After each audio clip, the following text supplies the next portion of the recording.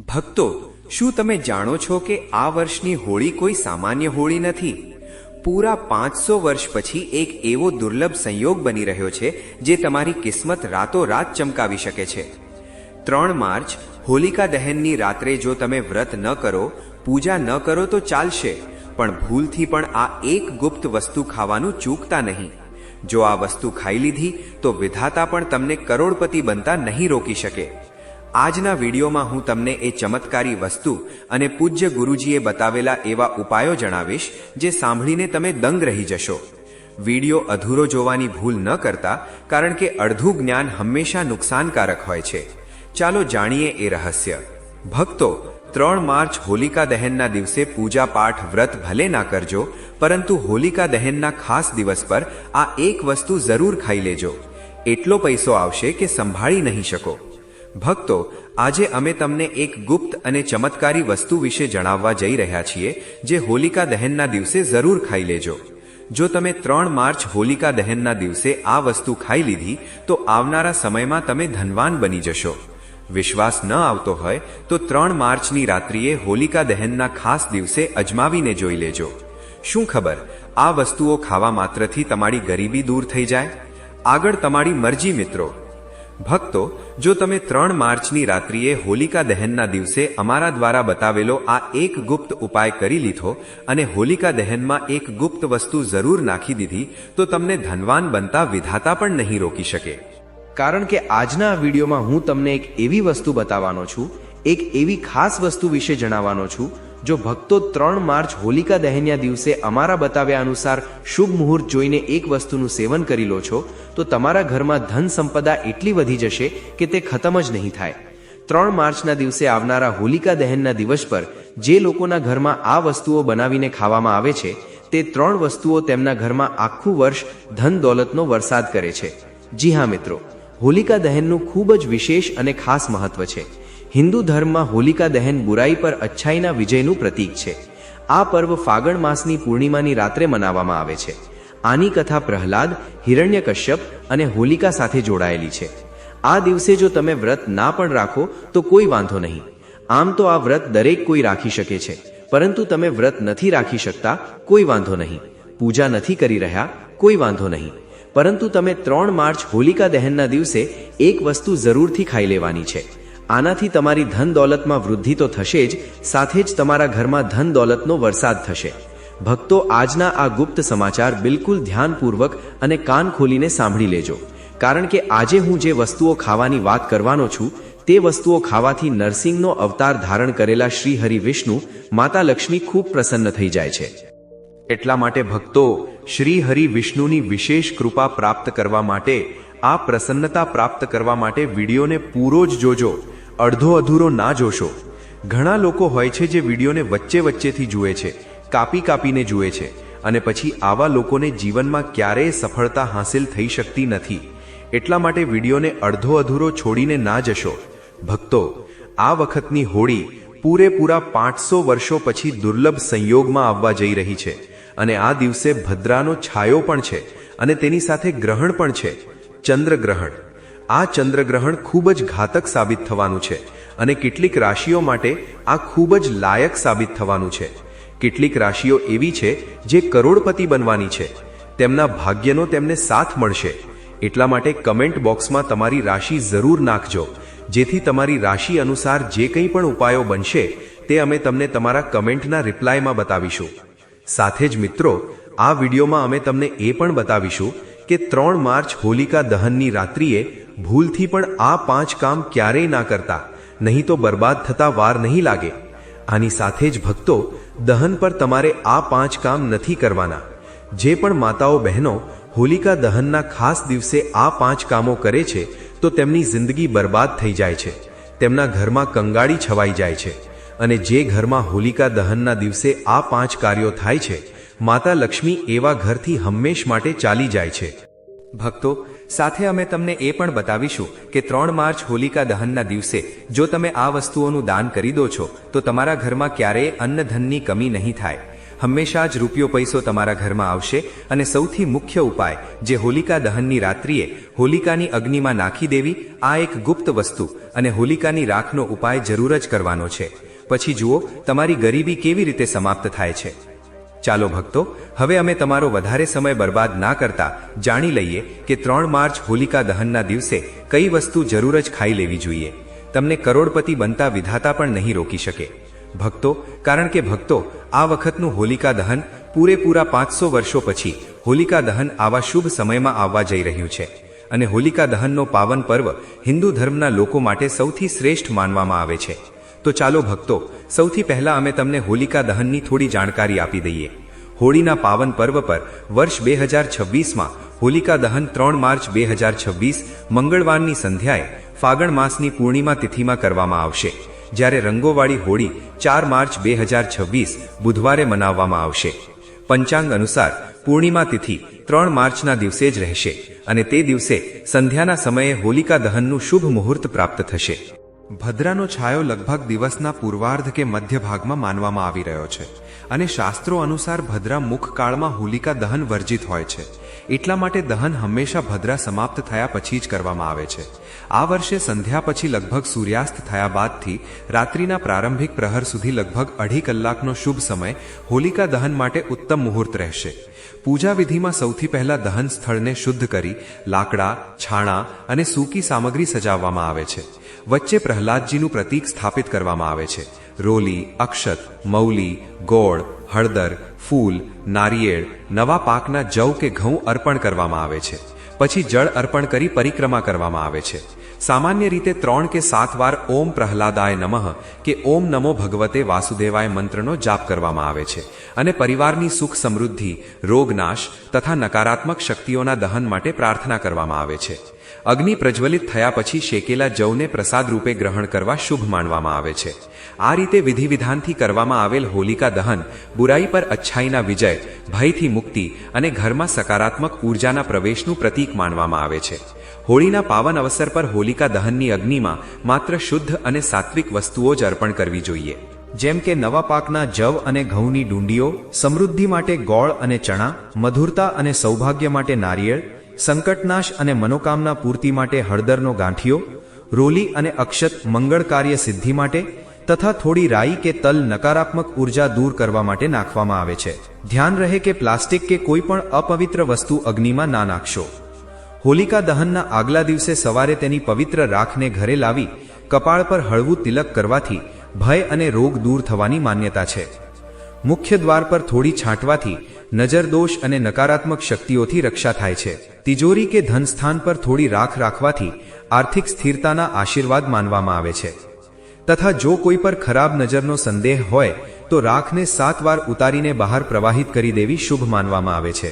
શ્રદ્ધા અને સકારાત્મક ભાવના સાથે કરવામાં આવેલ આ ઉપાય ઘરમાં સુખ, શાંતિ અને સમૃદ્ધિનું પ્રતીક માનવામાં આવે છે. ભક્તો, આગળની જાણકારી બતાવતા પહેલા આપને એક રિક્વેસ્ટ કરીએ છીએ કે આ વિડીયોને લાઇક કરીને ચેનલને સબસ્ક્રાઇબ કરી લો અને કમેન્ટ બોક્સમાં જય શ્રી હરિ વિષ્ણુ, જય હોલિકા માતા, જય નરસિંહ દેવ, ભક્ત પ્રહલાદની જય જરૂર જ લખી દો. તો ચાલો ભક્તો, હવે વિડીયોને શરૂ કરીએ છીએ. મિત્રો, આ ખાસ અવસર પર એ જાણવું હવે ખૂબ જરૂરી છે કે હોલિકા દહન પર શું ખાવું જોઈએ અને શું ના ખાવું જોઈએ. આજે અમે તમને આ વિશે પૂરી જાણકારી આપીશું. આવો જાણીએ હોલિકા દહન દરમિયાન શું ખાવું અને શું ના ખાવું. સૌપ્રથમ મિત્રો, હોલિકા દહનના દિવસે માંસ અને મદિરાનું સેવન ભૂલથી પણ ના કરો. આનાથી ના માત્ર તમારી પૂજાનું મહત્વ ખતમ થઈ શકે છે, પણ કંઈક પણ ખોટું થઈ શકે છે. આ દિવસે સૂવાનું ટાળો, કારણ કે મોડે સુધી સૂવાથી તમારા ભાગ્યમાં બાધા આવી શકે છે અને ભગવાન નરસિંહ દેવ આપના પર ક્રોધિત થઈ શકે છે. તો ચાલો મિત્રો, હવે જાણીએ હોલિકા દહન પર એવું શું ખાવું જે તમને જરૂર તમારા જીવનમાં બધી વસ્તુ તમારા મન મુજબ થાય, તમારા અનુકૂળ હોય. પુત્રની પ્રાપ્તિ થાય, સંતાનનું મંગળ થાય, સંતાનના જીવનમાં ક્યારેય કોઈ પરેશાની ના આવે. એટલા માટે દરેક માતા પિતાએ આ એક વિશેષ વસ્તુનું સેવન હોલિકા દહનના દિવસે જરૂર કરી લેવું જોઈએ. સાથે જ કેટલીક એવી વસ્તુઓ પણ છે જે તમારા ઘરમાં હોલિકા દહન પર ભૂલથી પણ ના બનવી જોઈએ. તેના વિશે મિત્રો કે હોલિકા દહનની પૂજા અને પ્રસાદમાં તમે દ્રાક્ષ અવશ્ય લઈને આવો, કારણ કે દ્રાક્ષ માતા લક્ષ્મીજીને ખૂબ જ પ્રિય છે અને ભગવાન શ્રી હરિ વિષ્ણુજીને 5 પ્રકારના ફળ, જેમાં કેળા, દ્રાક્ષ, કેરી, પપૈયું, નારિયેળ સામેલ છે તે અર્પણ કરવા જોઈએ. તમે તમારી શક્તિ મુજબ ફળ લાવો, પણ દ્રાક્ષ, કેળા, પપૈયું અવશ્ય હોવા જોઈએ. જો કોઈ કારણસર તમે આમાંથી કોઈ પણ ફળ અર્પણ ના કરી શકો તો સાકર કે કિસમિસનો પણ ભોગ ભગવાનને લગાવી શકો છો, કારણ કે જગતના પાલનહાર ભગવાન શ્રી લક્ષ્મી નારાયણ તમારા સાચા ભાવ, પ્રેમ અને ભક્તિને જુએ છે. આવો જાણીએ હોલિકા દહન દરમિયાન શું ખાવું અને શું ના ખાવું. સૌપ્રથમ મિત્રો, હોલિકા દહનના દિવસે માંસ અને મદિરાનું સેવન ભૂલથી પણ ના કરો. આનાથી ના માત્ર તમારી પૂજાનું મહત્વ ખતમ થઈ શકે છે, પણ કંઈક પણ ખોટું થઈ શકે છે. આ દિવસે સૂવાનું ટાળો, કારણ કે મોડે સુધી સૂવાથી તમારા ભાગ્યમાં બાધા આવી શકે છે અને ભગવાન નરસિંહ દેવ આપના પર ક્રોધિત થઈ શકે છે. તો ચાલો મિત્રો, હવે જાણીએ હોલિકા દહન પર એવું શું ખાવું જે તમને જરૂર તમારા જીવનમાં બધી વસ્તુ તમારા મન મુજબ થાય, તમારા અનુકૂળ હોય. પુત્રની પ્રાપ્તિ થાય, સંતાનનું મંગળ થાય, સંતાનના જીવનમાં ક્યારેય કોઈ પરેશાની ના આવે. એટલા માટે દરેક માતા પિતાએ આ એક વિશેષ વસ્તુનું સેવન હોલિકા દહનના દિવસે જરૂર કરી લેવું જોઈએ. સાથે જ કેટલીક એવી વસ્તુઓ પણ છે જે તમારા ઘરમાં હોલિકા દહન પર ભૂલથી પણ ના બનવી જોઈએ. તેના વિશે મિત્રો કે હોલિકા દહનની પૂજા અને પ્રસાદમાં તમે દ્રાક્ષ અવશ્ય લઈને આવો, કારણ કે દ્રાક્ષ માતા લક્ષ્મીજીને ખૂબ જ પ્રિય છે અને ભગવાન શ્રીહરિ વિષ્ણુજીને 5 પ્રકારના ફળ, જેમાં કેળા, દ્રાક્ષ, કેરી, પપૈયું, નારિયેળ સામેલ છે તે અર્પણ કરવા જોઈએ. તમે તમારી શક્તિ મુજબ ફળ લાવો, પણ દ્રાક્ષ, કેળા, પપૈયું અવશ્ય હોવા જોઈએ. જો કોઈ કારણસર તમે આમાંથી કોઈ પણ ફળ અર્પણ ના કરી શકો તો સાકર કે કિસમિસનો પણ ભોગ ભગવાનને લગાવી શકો છો, કારણ કે જગતના પાલનહાર ભગવાન શ્રી લક્ષ્મી નારાયણ તમારા સાચા ભાવ, પ્રેમ અને ભક્તિને જુએ છે. સામાન્ય રીતે મખાણાની ખીર બનાવીને શ્રી લક્ષ્મી નારાયણને અર્પણ કરવાથી ઘરમાં ધન ધાન્યના ભંડાર ભરેલા રહે છે. ભક્તો, હોલિકા દહનની પૂજામાં ભગવાન ગણેશને જે પણ વ્યક્તિ દૂર્વા ઘાસ અર્પણ કરે છે તો તેને કોઈ પણ ગરીબ ન બનાવી શકે. એવી વ્યક્તિ પોતે જ ધનિક થઈ જાય છે. આ દિવસે પ્રસાદના રૂપમાં દૂર્વા ઘાસ અવશ્ય લાવવું જોઈએ અને પૂરા પરિવારને ખવડાવો. ભગવાન ગણેશની કૃપા હંમેશા તમારા પરિવાર પર બનેલી રહેશે. જે વ્યક્તિ હોલિકા દહનના દિવસે માતા લક્ષ્મીને ખીર અર્પણ કરે છે તો તેની કુંડળીના બધા ગ્રહ નક્ષત્ર તેના અનુકૂળ થઈ જાય છે. તેને ધનિક થવાથી કોઈ પણ નથી રોકી શકતું. માતા રાણીને અર્પણ કરીને પ્રસાદ સ્વરૂપમાં પૂરા પરિવારને આ જરૂર ખવડાવો. આનાથી બંધ કિસ્મતના તાળા પણ ખુલી જાય છે.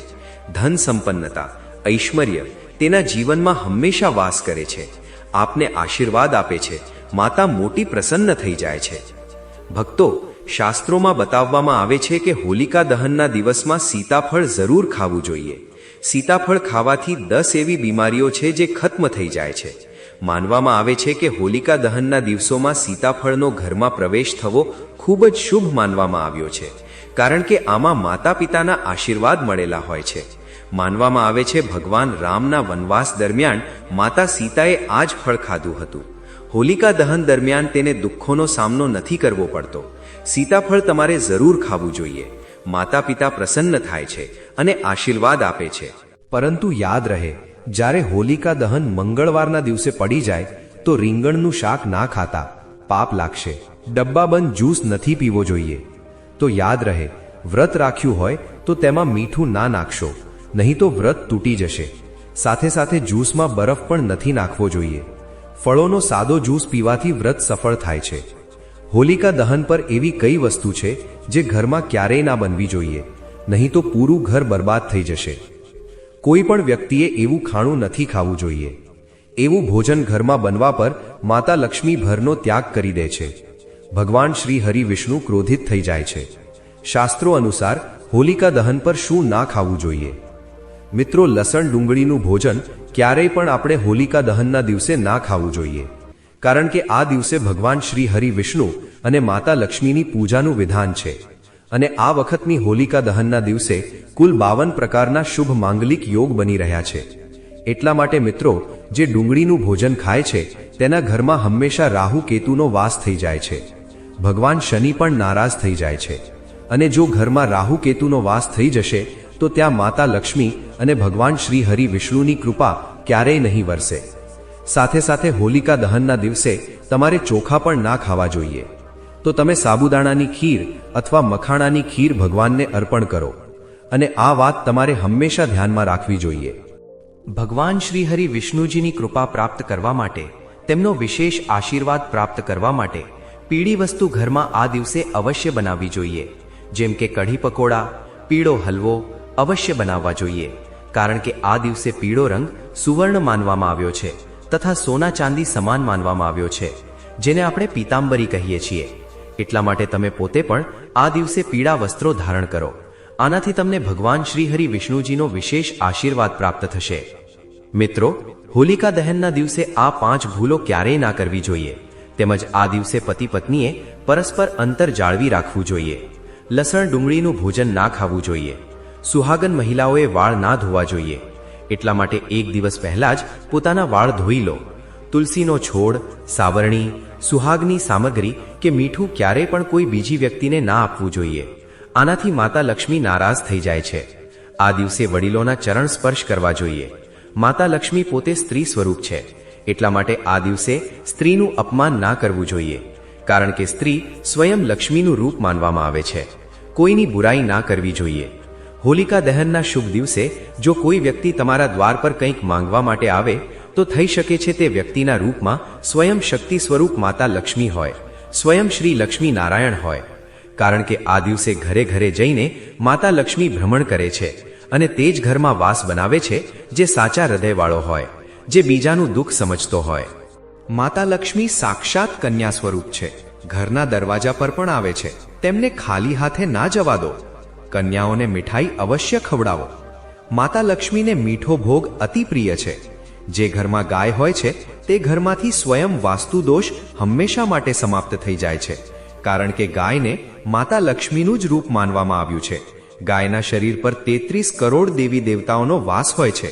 એટલા માટે ધ્યાન રાખો, ગાયને ક્યારેય પણ ઘરથી ખાલી ના કાઢો, નહીં તો ઘરમાં દરિદ્રતાનો વાસ થઈ શકે છે. એટલા માટે કોશિશ કરો કે દરરોજ તાજી રોટલી બનાવીને ગાયને ખવડાવો. જો રોટલી કોઈ કારણસર રહી જાય તો તેને આગલા દિવસે ના આપો, કારણ કે તે વાસી માનવામાં આવે છે. ગાયને હંમેશા તાજું અને સાફ ખાવાનું જ આપો.